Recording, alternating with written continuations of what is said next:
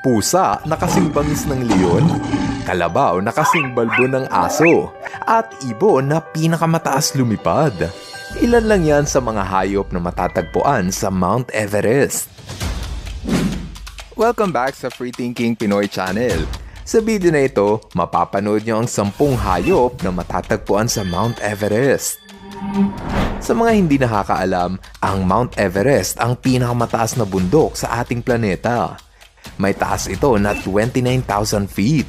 Halos 3 beses na mas mataas pa sa Mount Apo, ang pinakamataas na bundok sa Pilipinas.